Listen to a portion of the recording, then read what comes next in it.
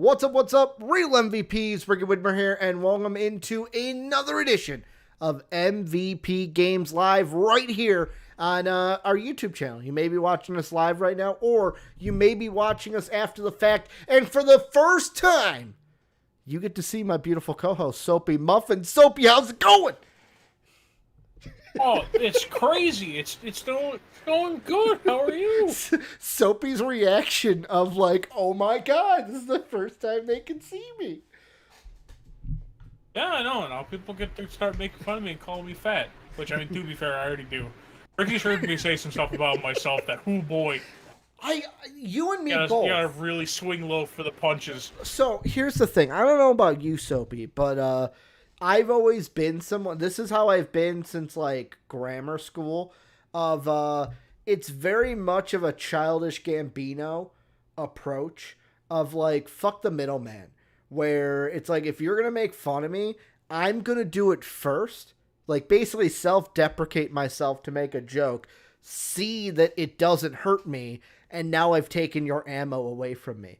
That's why I do it. It's probably not healthy. A shrink would probably tell me that I should not do that, but that's where mine comes from. That basically, hey, I'm going to take your ammo away from you and show you that I don't give a shit that any of the shit you said because it doesn't hurt me. I'm rubber, you're glue, baby. Oh, yeah. Oh, yeah. I just look at it as like, hey, man, I'm already beaten to the dirt. Like, the worst you could do is just put me a little bit deeper in the dirt. But you know what? You can't. Oh, like Leonard Fournette putting him in the fucking dirt. But we got well, I'm not going to lie to you guys. I will not sit here staring into my camera and be like, oh, we got a jam-packed show today. We got a lightly sprinkled show today. It's lightly sprinkled. It's lightly seasoned. There's not a lot of meat there. Basically, we looked in the fridge and went, oh man, there's no leftovers. We gotta try to find something. And we got some chips today. That's what we got. Some news about Bethesda. They're apologizing for Starfield. Ubisoft boss is also leaving, the boss that was in charge of Avatar, which we just saw at E3, and the Star Wars games. We will get into all of that. Before we do, make sure to check out that Discord for MVP down below in the description. This is where you guys can join the MVP community and talk to fans, patrons, ourselves, Soapy, Dave, Jake, and myself about all the things going on. We have a gaming, TV, movie one on the nerd side. We've got sports as well because we're all into sports too. We got many different channels, so you can go and check those out. If you want to support us and get rewarded for supporting us, make sure to check out our Patreon page, patreon.com/MVPvids. And also, last but not least, hit that sub button, hit that notification bell, hit that like button. Let us know what you guys think in the comment section. All the things for the algorithm so the YouTube overlords grace us with their blessing that we oh so want. But let's get into the show proper. Probably not going to be the longest of shows, but it is what it is. First thing we're talking about, Soapy, is Bethesda. It is the namesake of the podcast today. And apparently, Bethesda is saying it's sorry to PlayStation players because they feel bad that Xbox is basically like Starfield is an Xbox exclusive and that PlayStation players won't be able to play it unless they have an Xbox. This one's pretty simple. I don't have to dive into it, so I'm going to ask you, Soapy, the Xbox fanboy making the teary eyes going, wah. How do you feel about this? Oh, get over it. You have so many fucking exclusives. Don't be a big fucking baby when you don't get something. Oh, where? I can't play Starfield. Where? I guess I'll just play God of War instead. Where? Or Spider-Man Miles Morales. Get over it. Or Ratchet and Clank. Yeah. Oh yeah, I don't know. Maybe your Horizon Forbidden games West. are actually contend for Game of the Year. Uh-huh. You get to people like, well, it's not fair to me, damn it. Well, okay, whoop you fucking do. Get over it. If you hate exclusives when it comes to Microsoft, you should be saying the same thing. Like, hey, Sony, put God of War on Xbox. You should be saying the same thing to them. It shouldn't be a big baby cry fest. Like, oh, I'm so sad. I don't get to play Starfield. Like, bro, get over it. Like, I swear, it is annoying as all shit to me when people do that, and I hate it because it's like, okay, like you get it to where like these same people, they're like, oh my god, dude, Sony's announcing another exclusive. This is great, and they're like, hey, we bought this company. They're an exclusive, and they're like, exclusives are the worst thing to happen to gaming. Mm-hmm. I can't believe it. This is trash. Everything's trash, and it's just like, bro, shut up. Everything's I understand. trash. It's like you can't have your cake and eat it too. If you're fine with Sony having exclusives, be fine with Xbox having them. Well, Cry me a fucking river when I drop the MacBook again, like I just did. But cry me a fucking river. yeah, so like from the article, so it said following the event, meaning the E3 showcase, two senior Bethesda figures spoke candidly about the Microsoft acquisition and Xbox exclusivity, both in terms of the impact it has on players and on the quality of the studio's output. Pete Hines, Senior Vice President of Global Marketing and Communications at Bethesda, said he understands if some PlayStation players are pissed about the situation. While the studio's most senior development figure, Todd Howard, admitted to harboring some reservations about cutting out owners of Sony consoles. However, both of them said that focusing on fewer platforms results in better quality games. But be they Starfield or the upcoming PS5 exclusives Deathloop and Ghostwire Tokyo, which Sony signed prior to the Microsoft acquisition. The exact quote is, if you're a big fan of stuff we make in a game that we're making and it is no longer available on your platform, I totally understand. If you are unhappy or pissed or whatever, I get it. Those are all real feelings and frustration, Hines told GameSpot in a video interview. And like, to me, Soapy, I'm on the PlayStation side. Got my PlayStation right here. I'm a PlayStation pony, not an Xbox boy. And yeah, am I kind of bummed that I can't get Starfield on my PlayStation? Yes. But like, this is just how it works. Like, it's the same thing of like, are you upset that you can't play Halo on your PlayStation? Are you upset that you can't play Gears of War on your PlayStation? Like, Sony, like, we have been spoiled as Sony PlayStation like players, because for the longest time it's been like, oh, Sony's got the exclusives. You want an exclusive? You got to go through PlayStation to play it. So it's like, we've been spoiled to where it's like, oh, just all the exclusives come to us. That like, now the first exclusive that isn't our way, we can't sit there as PlayStation people and go, oh, well, that's not fair. It should be on ours too. No, that's just how the gaming world works. Xbox bought them. Microsoft bought Bethesda. If they want to make it exclusive to Xbox, they can do that, because the whole point is to, hey, we want to make, like, we can sell copies to PlayStation people, or we can make it exclusive and they have to buy our console in order to play the game, which means we get more money. Yeah, and it's just the fact that I don't get why, like, Sony fans would be up in arms about it. Of like, bro, like you said, you guys have it to where you have exclusives. You have all these games you can turn to. Like, obviously, like, having something that was on one platform and now it's not. Like, yeah, it fucking sucks. But once again, it's also a situation of where it's like, oh, cry me a river.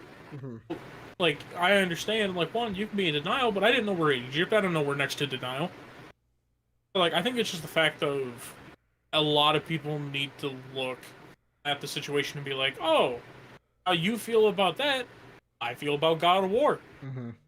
And if people try to defend that and say, like, well, Sony owns them, well, Microsoft owns Bethesda. Yeah. Like, basically, it's like I said earlier, you can't have your cake and eat it too. You can't be happy that you have an exclusive, and then the other side gets one, and now you get mad about it. Yeah. It's like, you don't hear me as an Xbox fan being like, oh, this is bullshit. I can't believe they get Ratchet and Clank. It's like, bro, they own the fucking company. Like, I'm not gonna sit here and be like, oh, I can't play the game. No. Like, people, like, I'm not gonna sit here and like throw a hissy fit about it. I think it's just, this is something of where a lot of people need to realize of like, oh, hey, cool. Companies are actually, like, if you're gonna run exclusives, Xbox is gonna run exclusives. Like, don't cry about it like a little baby. Yeah, and like, so I'm looking at the exclusive list just for this year. So for 2021, PlayStation 5 exclusive games: Deathloop, Death Stranding Director's Cut, Destruction All Stars, Final Fantasy VII Remake Intergrade, Ghostwire Tokyo, Horizon Forbidden West, Jet the Far Storm, Kenya Bridge of Spirits, Oddworld Soulstorm, Ratchet and Clank, Returnal, Solar Ash, and Stray. Where it's like some of those are big names. Now, obviously, we're also like the old ones. You've got Miles Morales, God of War. Those are also PS5's exclusives. They're just not this year. When you look at the Xbox names, like, yeah, the list is longer, but I would almost say that the Xbox list, like, Xbox needs a heavy hitting exclusive.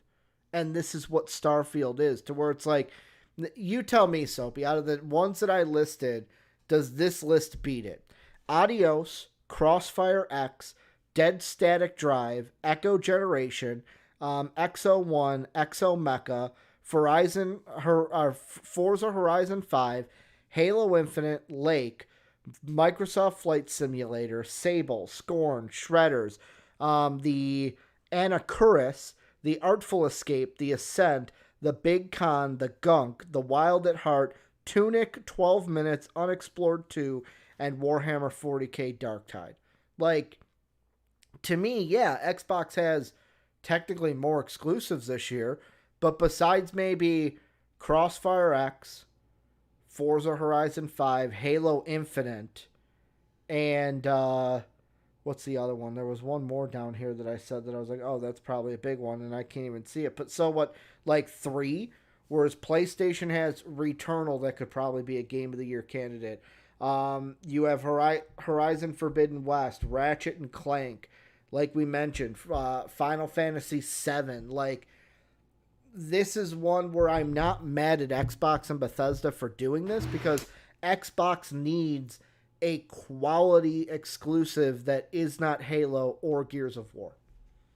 Yeah, and it's just the fact of I don't see why people would be pissed. Like, I get it, yes, you're not going to be able to play Bethesda games in your PlayStation anymore. You're not getting the most out of them anyways, because Sony's already super anal about their modding support. Yeah. Where, like, Microsoft's like, hey, just don't put, like, big titties and, like, over gratuitous violence. Yeah. Sony's like, listen, if there's fun in that mod, you ain't having it. Put the mod back in the... put it back on the Nexus. Everyone's like, come on, man, we want to at least have a mod. And they're like, no, if it's a custom texture you have to upload, take it out. Put it away. So... that's basically what Sony did, where it gets to the point of where it's like... my bad, you can finish. No. Go ahead. I was gonna... JD threw me off in YouTube chat because I wanted to ask a question with that. But you finish your thought first. Yeah, it's just a, like...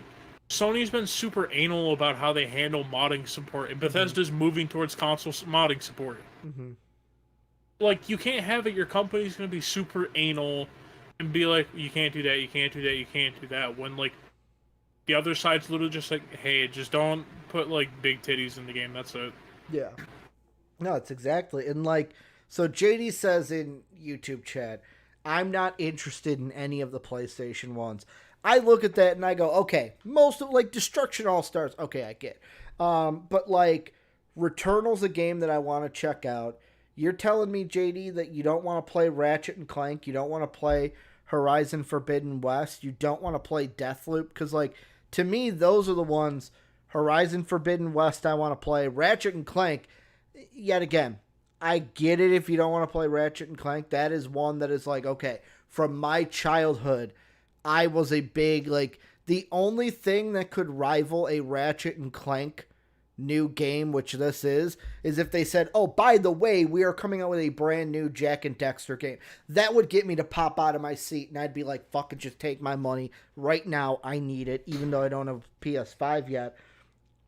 And, like, Returnal, yet again, I get it if it's not your style, but, like, those are the games from it that hype me up, because to where it's like the Xbox, the major exclusives, like for Forza Horizon 5, Halo Infinite, Gears, even though Gears isn't on the list for 2021, I feel like PlayStation owners aren't upset with those, because it's been so long of a time that it's kind of like, well, okay, Halo's an exclusive, but like I can live without playing Halo. If I really wanted to play Halo, I'd get a fucking Xbox.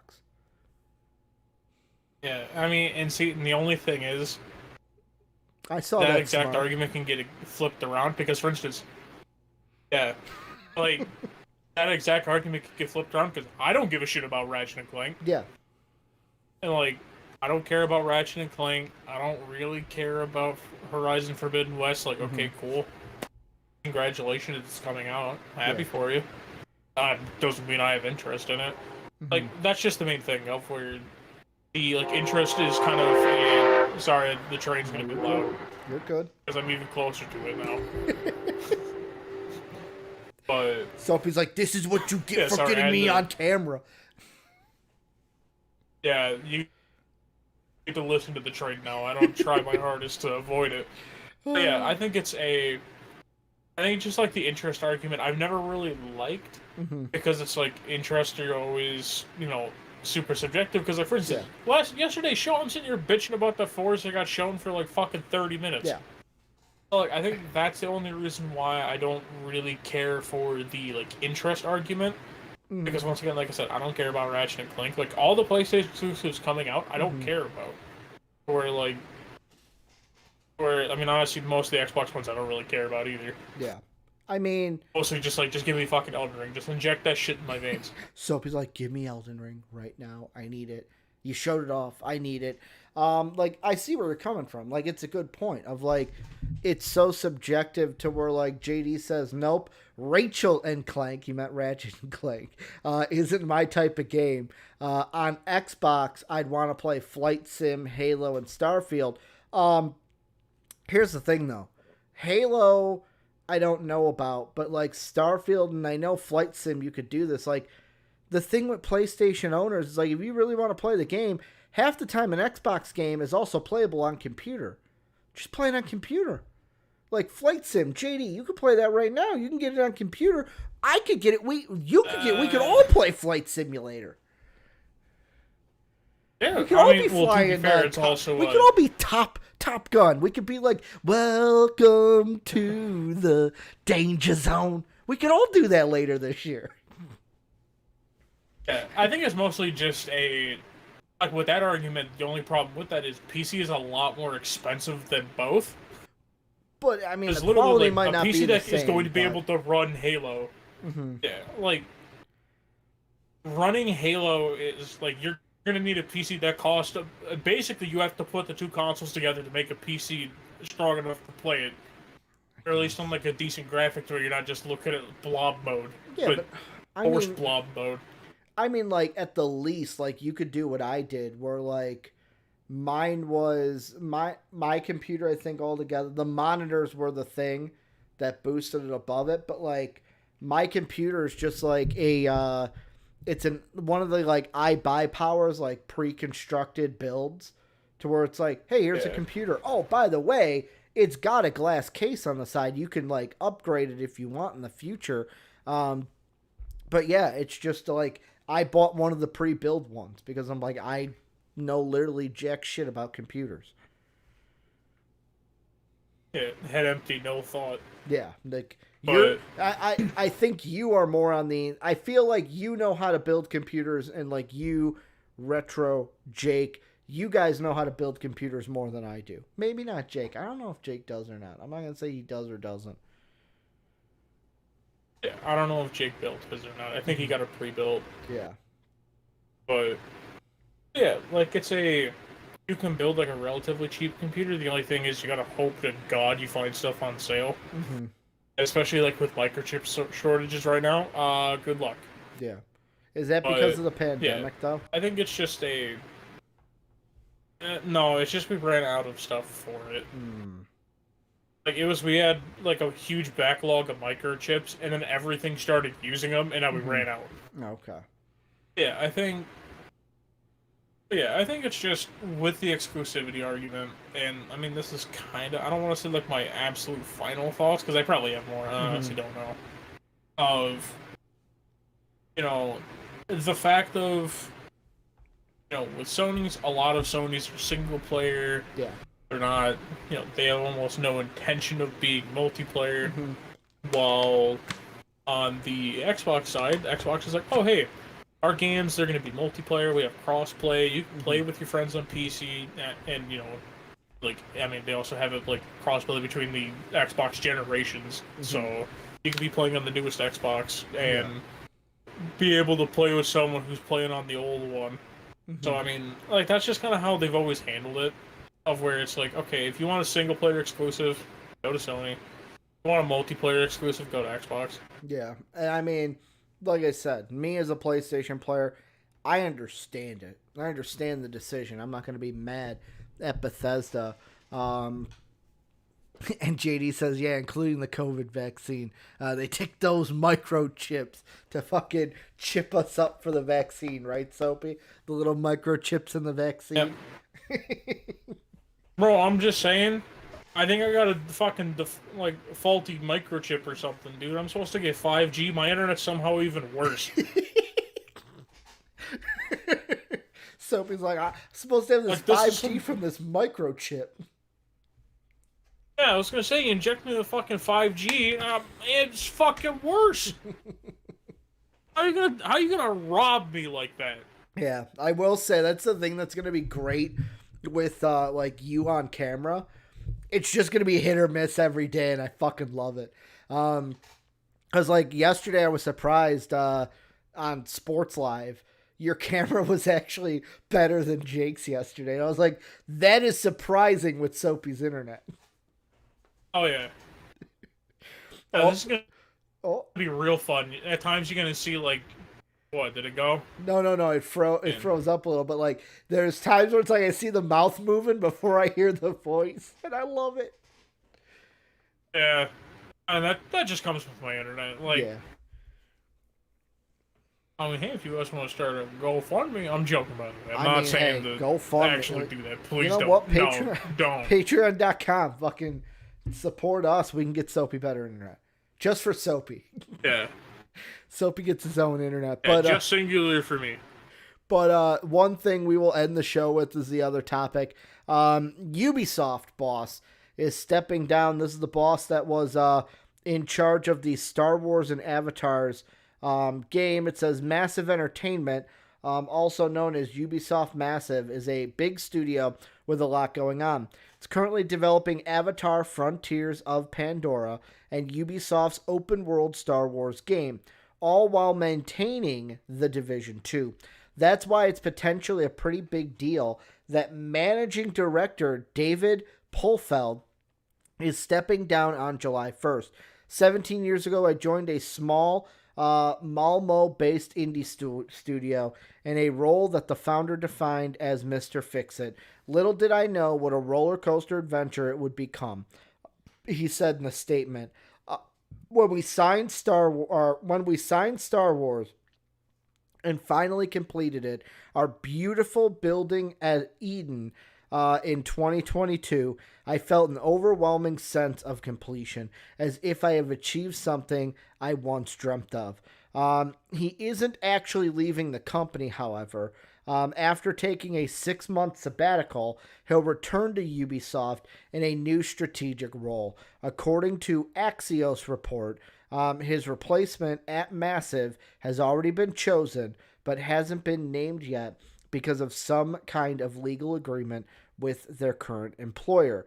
Pofeld's departure has not been connected to allegations of workplace harassment or abuse that has led to the resignations of numerous other Ubisoft executives, including CCO Serge Hascoët, managing director in Ubisoft's Canadian studio Yannis Mallet, and global head of human resources Cecil Cornett, and VP Maximine Beeland.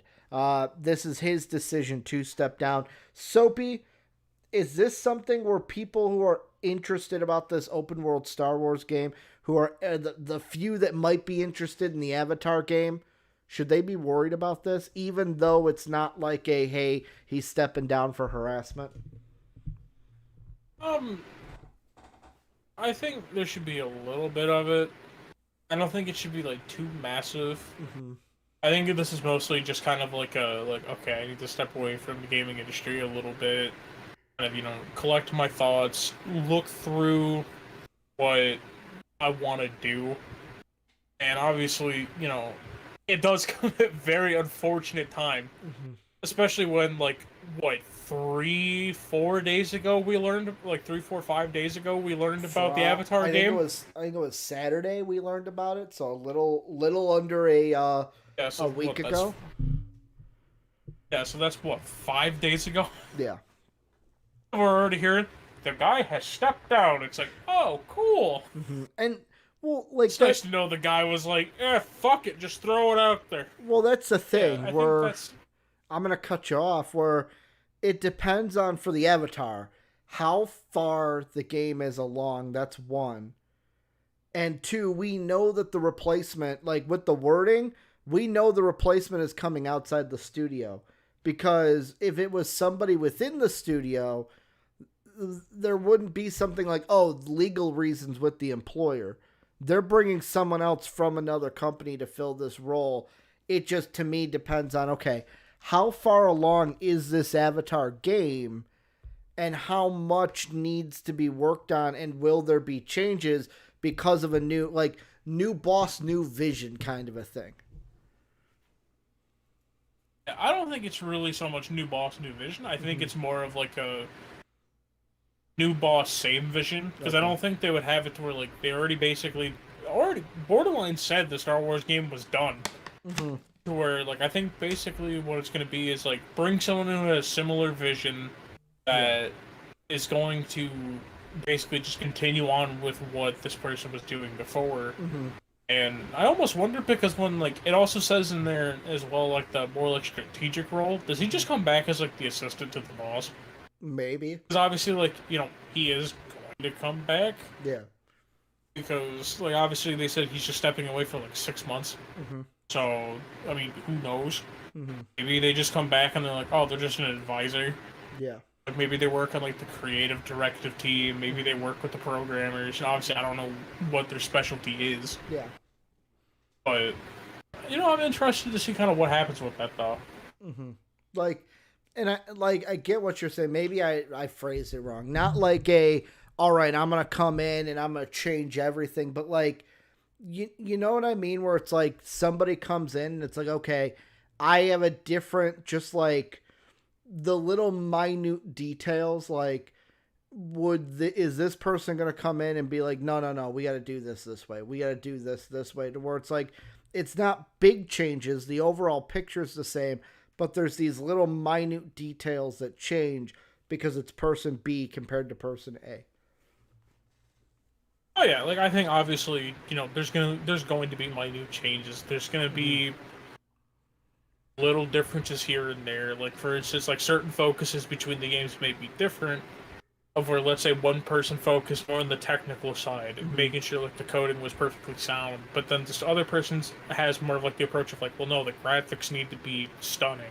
Yeah. Obviously, seeing how the projects going forward are going to be viewed, I think is something of a kind of a, I don't want to say a wait and see, because obviously like we can kind of have an idea, because obviously we need to see more of the Avatar game itself, because all we really got was like a cinematic trailer. Mm-hmm. So I think once we see more of that, kind of see what direction they went with it, I think that's kind of when we could be like, okay, like this was the direction this person went. And then obviously, once we see what the new person is going to do, then be like, okay, like, where do we go from here? Sort of thing. Yeah. And like I said, it's like I said, you said, it's going to be interesting to see what this means for these games going forward. I don't think either of us think any of these are going to be like thrown massively off the rails though. Because A, we don't know anything about them. And plus the Division 1 is just like, all right, maintain it. Like the Division 2's been going on for so long that it's like, that's almost like okay. It's almost like how I would think of like GTA Online, Red Dead Online, to where it's like, just let it go and we're kind of just keeping it going. Like it's not like anything massively needs to be done in the Division 2. Do you have anything else to say about this one? Because this was the one where I did not have a lot to say.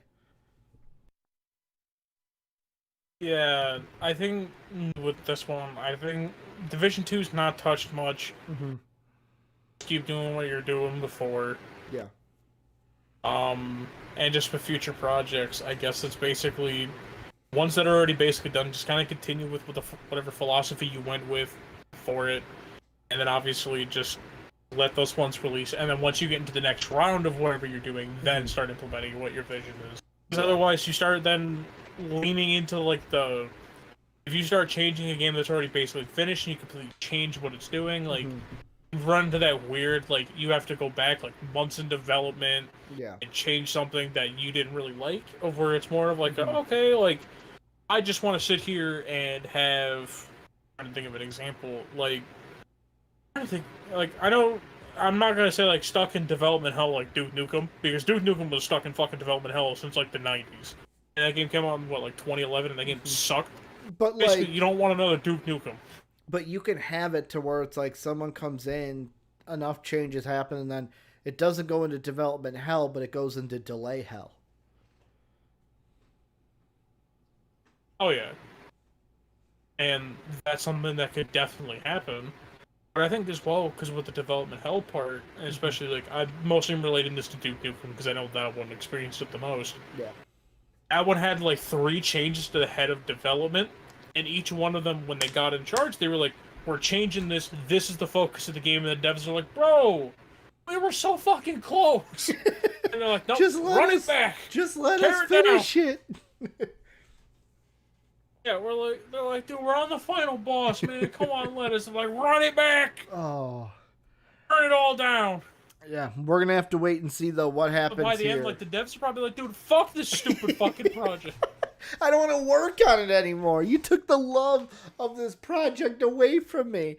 But yeah, that's pretty much all we're gonna have to say on that one. We're gonna have to wait and see what this brings, who the new boss is. That hasn't even been named yet, and see how these projects go. That's gonna do it though for MVP Games Live today. Thank you guys for being a part with us. I know a little bit of a shorter show, but hey, there wasn't a ton of gaming news, but there was enough of some topics we did want to hit for you guys. Remember, go and join the Discord. Link down below. You can join it for free right now. Greatest community in the universe. If you want to support us, patreon.com/MVPvids. That link is down below. Also, thank you to our Patreon sponsor. And say at the beginning of the video, Pat Hill. He's also in YouTube chat. Says he loves how Soapy has his cowboy hat just chilling in the back. He's got the cowboy hat just chilling back there. See, I'm just saying, dude, the benefit of this thing being like the size of my fucking torso, I don't have to worry about like the whole camera thing over like if I just point at something, I don't know, like factor in where I'm pointing. I can just be like, fuck it, it's right there. Yeah, fuck it, it's right there. It's big enough. For size comparison. Yeah, just for size comparison, this is how we'll fucking end the show. I won't even look at you guys. Yeah, that thing is fucking huge. Yep. Man, I don't even think it wouldn't even fit. It wouldn't even fit in my frame, or it would take up my entire frame, because of how close my camera is to me. Also, hit that sub button, hit that like button, notification button, comment down below. Let us know what you think about everything. Soapy and I will be back tomorrow to close everything out for this beautiful week. So we will see you then. And as always, have a good day, everybody. Bye.